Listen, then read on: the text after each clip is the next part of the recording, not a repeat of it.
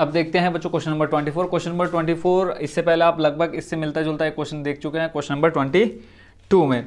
इसमें कहा है एक पासे को 2 बार फेंका जाता है, इसकी क्या प्रायिकता है कि 5 किसी भी बार में नहीं आएगा। पहला नंबर आपसे पूछा है। फिर दूसरा नंबर बोला है कम से कम एक बार आएगा, कौन? 5। फिर आगे संकेत दिया है, कहा है एक पासे को 2 बार फेंकना और 2 पासे को एक साथ फेंकना है, एक ही प्रयोग माना जाता है। यानी आप एक पासे को 2 बार फेंक लो, पहले फेंका फिर दूसरा फेंका, फिर या फिर 2 पासे ले लो, दोनों को एक साथ फेंको, बात एक ही है। तो सबसे पहले हम लिख लेते हैं पासे में प्राप्त कुल संभावित परिणाम। पासे में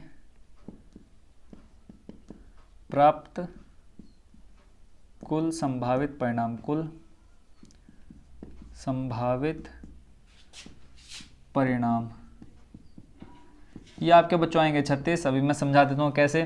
देखो 2 पासा फेंका, पहले पासे को फेंका एक आ गया, दूसरे पासे को फेंका उसमें भी एक आ गया। ऐसे अब बच्चों मैं ये आपको क्वेश्चन नंबर 22 में समझा चुका हूँ, तो मैं फटाफट कर देता हूँ। देखो 1 2 मैंने कहा था आप क्या लिख लेना, 6 बार लिख लेना गिनती 6 लाइनों में, 1 2 3 4 5 6। फिर 1 2 3 4 5 6। इसको आप स्किप कर सकते हो अगर आपको समझ में आ गया होगा तो। इसलिए मैंने क्वेश्चन नंबर 22 में पहले बना दिया था क्योंकि बच्चे बोर हो जाते हैं ये सब देख के। क्योंकि कितनी बार हो गया 4, मैंने कितनी बार कहा है 6 बार कहा है ना। तो 1 2 3 4 5 6। फिर यहाँ पे 1 2 3 4 5 6 बार गिनती लिख दी आपने। कहाँ से लेकर के 1 से लेकर के 6 तक, ठीक है। ये दोनों 6 थोड़े से ज़्यादा ऊपर चले गए थे। अब आपने क्या लिखना है, फिर गिनती लिखनी है 1 2 3 4 5 6। अब गिनती आप पहले ऐसे लिखिए, अब इस तरह से लिखनी है। तो यहाँ पे आ जाएगा कितना, 1 2 3 4 5 6। फिर यहाँ पे 1 2 3 4 5 6। फिर इधर एक हाथ भी दर्द होने लग गया, 3 4 5 6। फिर 1 2 3 4 5 6। फिर 1 2 3 4 5 6। तो टोटल आप गिन सकते हो 36 आ गए। 6 इधर, फिर 6 हर लाइन में, 6 एक लाइन में, 6 दूनी 12, 6 तीन 18, 6 24, 6 35, 6 छंग 36। तो कुल संभावित परिणाम बच्चों आपके कितने आ गए, 36 आ गए। अब इसमें आपसे 2 चीज़ें पूछ रखी हैं कि 5 किसी भी बार नहीं आएगा। तो 5 किसी भी बार ना आने के अनुकूल परिणाम, किसी भी बार ना आने के अनुकूल परिणाम। अभी समझा देता हूँ कि ये 5 किसी भी बार ना आने का मतलब क्या है। यानी अब आपने टोटल 36 परिणाम देखने हैं, उसमें ये देखना है कि 5 किस किस में नहीं आया है। तो आप देखोगे तो एक तो ये मतलब किस किस में आया है, पहले आप ये देख लो, ठीक है। अगर आपको ये पता चल जाएगा कि कितनी बार आया है तो आप कुल 36 है, 36 में से जितनी बार आया है वो माइनस कर दोगे तो आपको पता चल जाएगा कि कितनी बार नहीं आया है। तो देखो एक इस लाइन में आपको 5 दिखेगा,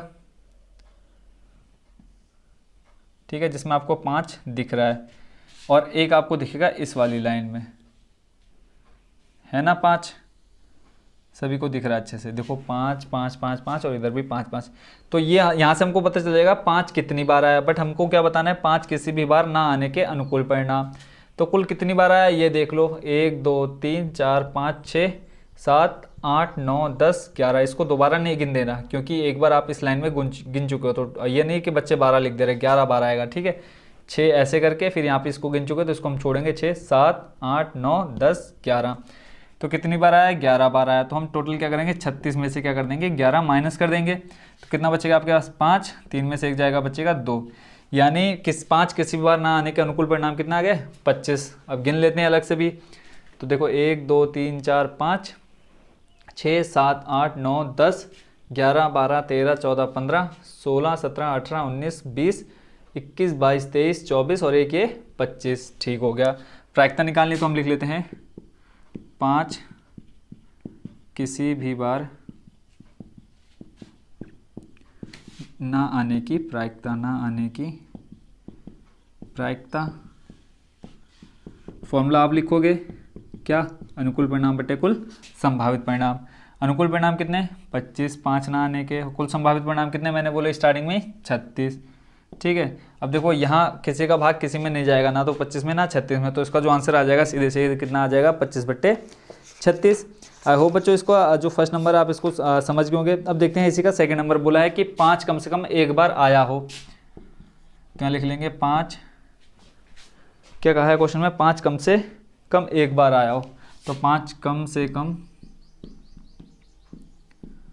एक बार आने के अनुकूल परिणाम, एक बार आने के क्या अनुकूल परिणाम।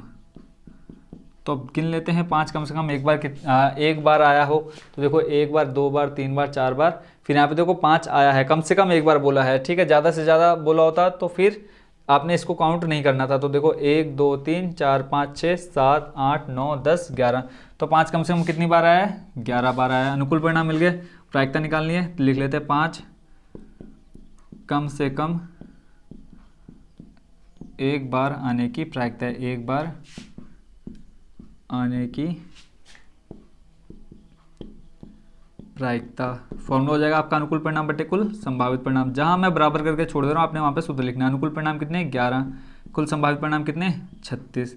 तो ये था आपका कि 5 कम से कम एक बार आने के प्रायिकता 11/36 और 5 कम से कम एक बार ना आने की प्रायिकता 25/36। तो ये हो गया आपका कौन सा नंबर बच्चों, क्वेश्चन नंबर कौन सा 24 कंप्लीट। तो अब देखते हैं इस एक्सरसाइज का लास्ट क्वेश्चन।